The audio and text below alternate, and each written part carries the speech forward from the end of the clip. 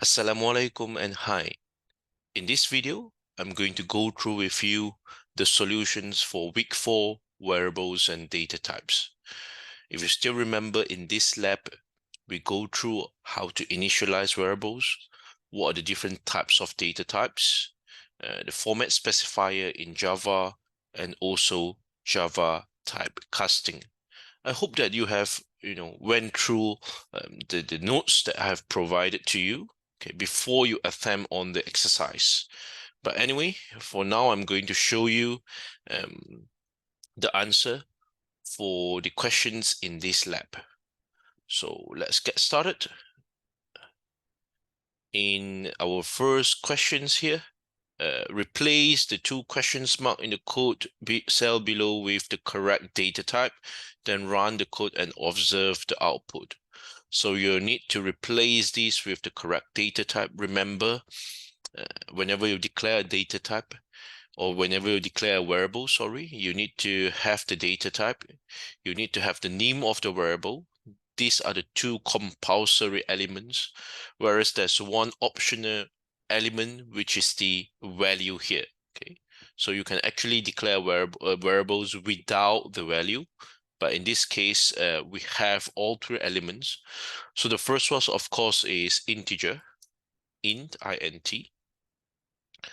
The second one, because there's f here, so we know there's a float. The third one, there's a single quotations. Remember, for single quotations, there's char character. The fourth will be string, right? Because there's a double quotations. False here will be Boolean, right? Okay, remember the Boolean data type, you have true and false. Here you have double quotations as well, so that will be string.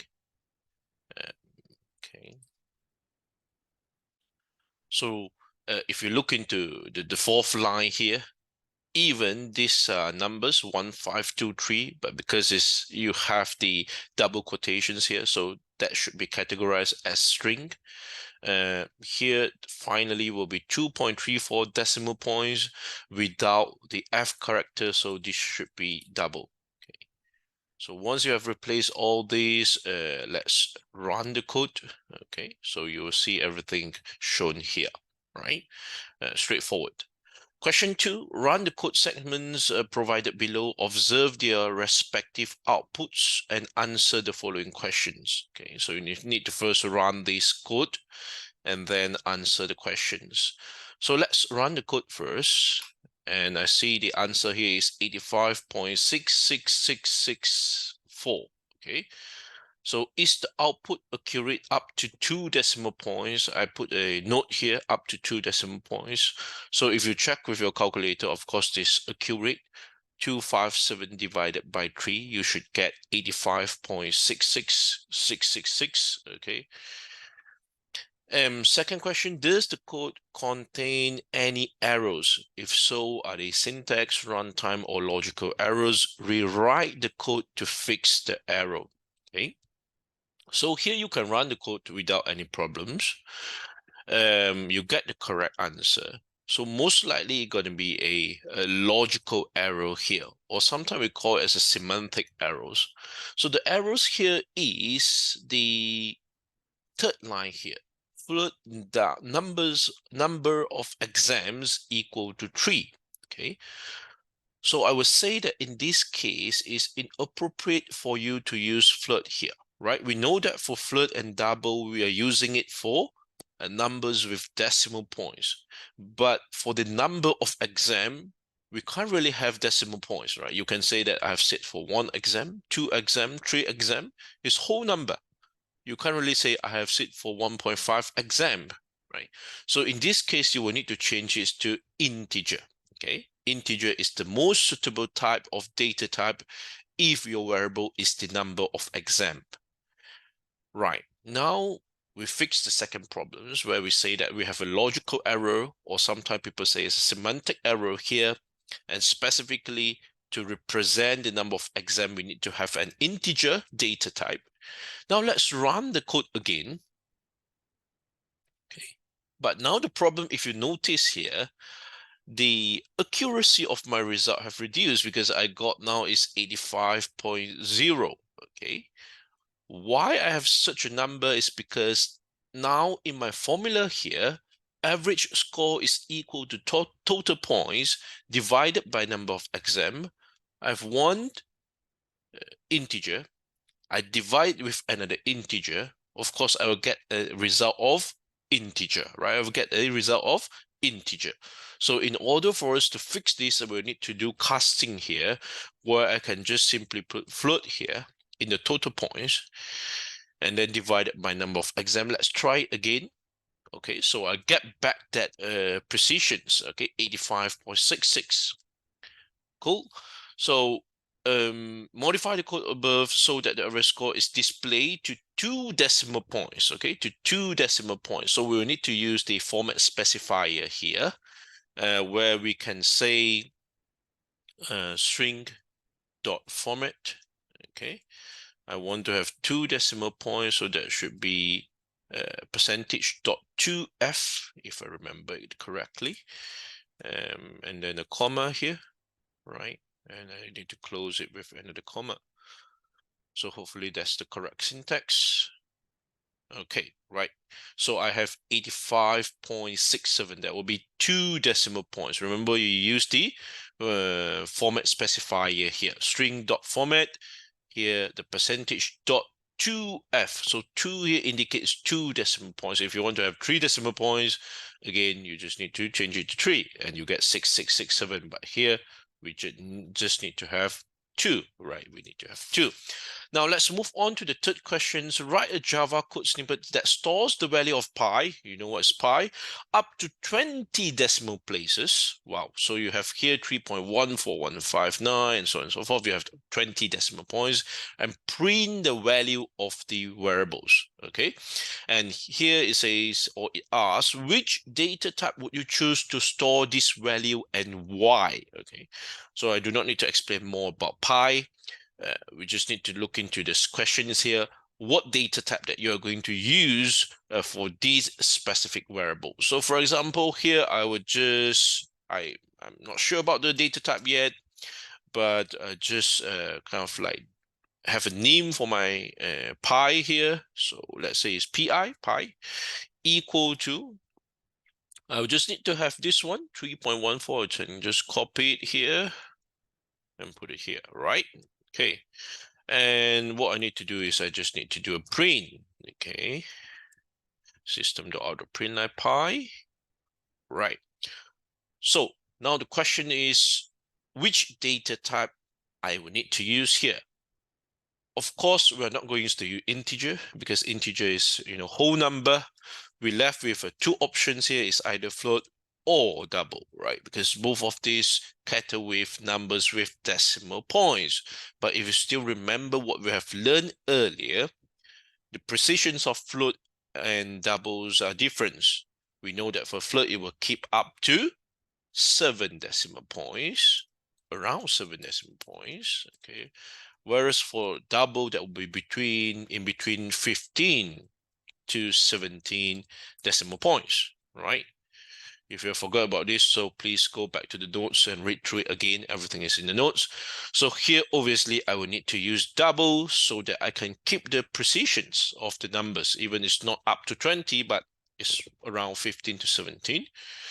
So here, let's run this double pi. Okay, so I have this one, as if you can see, 1, 2, 3, 4, 5, 6, 7, 8, 9, 10, 11, 12, 13, 14, 15, up to 15 decimal points.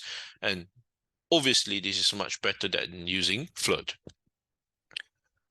The fourth question, given the two variables as follow, I have two character, okay, two variables with the char data types. Char stands for character here, letter A and also letter B, and I assign the value here A and B for both of these variables respectively. I have 3 sub questions here. Okay, so I will need to use the initializations here. Okay, so I'll just copy this one first because I cannot change this. Okay, the requirements of the question is I cannot change this. I will need to have these two variables. Now let's look into the first question, 4.1. Write Java code to print the ASCII value of letter A and letter B. Okay, we want to know the ASCII value. Okay, we want to know the ASCII value. If you forgot what is ASCII value, again, please go back to the notes. So we know that each of the characters can be represented with a value which we call as the ASCII value. So here what I can do will be, I just need to print here. Okay, right. I'm not going to show you the answer straight away. I'm just going to explain it. Okay, so here, for example, now if I print letter A and the letter B, run it, so you'll see A and B definitely. But how I'm going to print the ASCII value, because we know that the ASCII value is represented in the form of number, so we can do a simple casting here where we do integer here, right? You have learned about casting. So we can do integer, integer. Okay, so if I run this, oh, I get the ASCII value, right? This is one of the way for you to do this. If, let's say, you don't want to do this, you can do something like this. The alternative will be, let's say, declare another variable integer x is equal to letter A, okay? Integer y is equal to letter B. Now I do the system.out.println x and system.out.println y. Okay, I will get the same answer. Okay, so not using casting, what I do here is I have the letter A, which is with the data type character. I assign it to another variable, which is integer, and I just print the variables with the data type integer here. So here will be x and y. I get the same result, 65 and 66. So both ways are correct. Now, the second question is to write Java code to sum up the ASCII values of letter A and letter B. So you just need to sum it up. It's pretty straightforward here. You do not need to do the casting. You do not need to convert into an integer. What you really need to do here will be you just use the additions operator. Okay, so you do system.out.println letter A plus letter B. Okay, letter A plus letter B. So here you get 131, which is correct. 65 plus 66, I get 131. So you do not need to do any casting here. Once you have that plus sign, it automatically knows that, okay, I'm going to add up the two ASCII values of that two characters. Third questions. Write Java code so that the values of letter A and letter B are combined as a string. So when we say letter A and letter B are combined as a string, so we expect a result of AB. So it shows AB, and that will be a string, okay? So of course here I will need to do string, okay? Let's say I have a variables combine chars equal to, so letter A plus letter B. Okay, you might want to do this. Let's try this. And then I do system.println combine chars. Okay. So you might think that, okay, I want to combine it. I use the plus sign, of course, because that's concatenations. I assign that to a new variables with the data type string. Okay, I should be able to run that, but well, I'll tell you, you can't. Well, we'll just run it. You'll see some arrow here. Okay, so it says that integer cannot be converted to the string, because if you notice in our second questions, right, the 4.2, when I do letter A plus letter B, I get 131. Okay, so 131 cannot be converted to string because 131 is an integer, right? Okay, so you just need to twist it or do some little modifications here, where we just plus the empty string here. So I will say this. Remember, all the string, we will cover it, we will wrap it with the open and also close double quotations here, right? We'll close it, well, we say double quotations, just double quotations, okay? So here is an empty string here, okay? So once I add that in, the Java code will automatically detect this as string. Okay, so if I run this, now I will get A, B. Okay, so that's it for question 4.3. Okay, so basically I just want to understand, right? What are the differences here where if you use an additional operator, you just add one character for another character, what will the result? But if you just do a simple twist, you add in an empty string, you'll get a different result, okay? So if you're still not understand about this, again, please go through the lab. I've explained, how you can change it from character to integer, what is the definitions, or what is the ASCII values all about, right?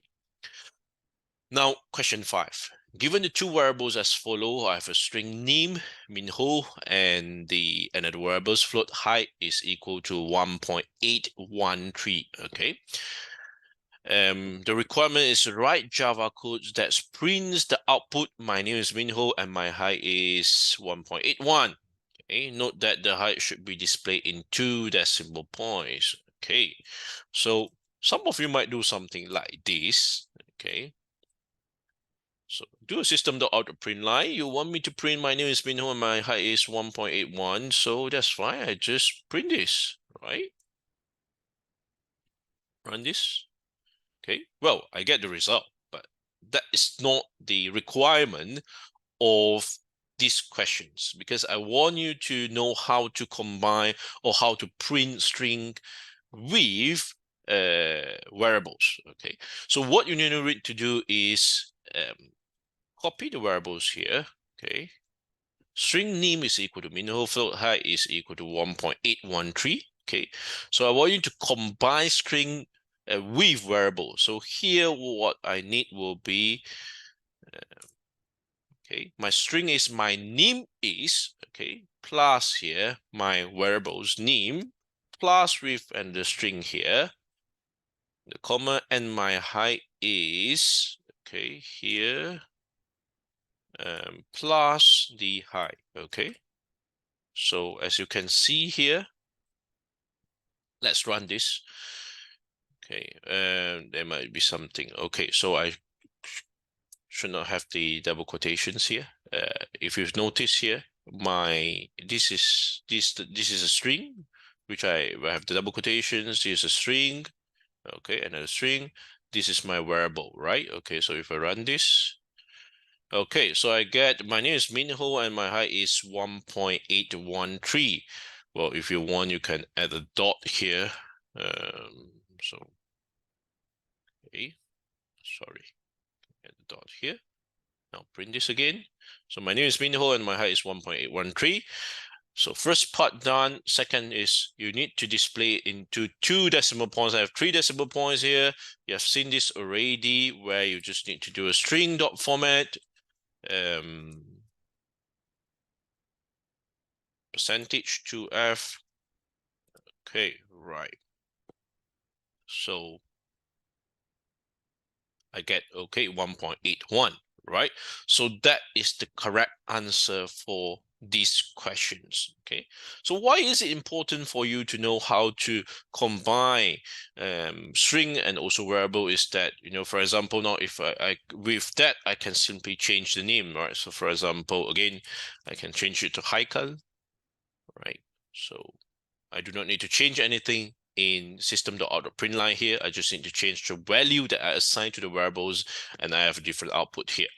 Now let's move on to the final question, so question 6, where it says complete the Java code below so that the value of area is stored in an integer variable named rounded area.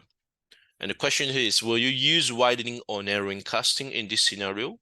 Explain the consequences of casting from a double to an integer in this context. Okay, so before we do this, let's print the original result. System.out.print line area. Okay, so we know that here area is 176.714.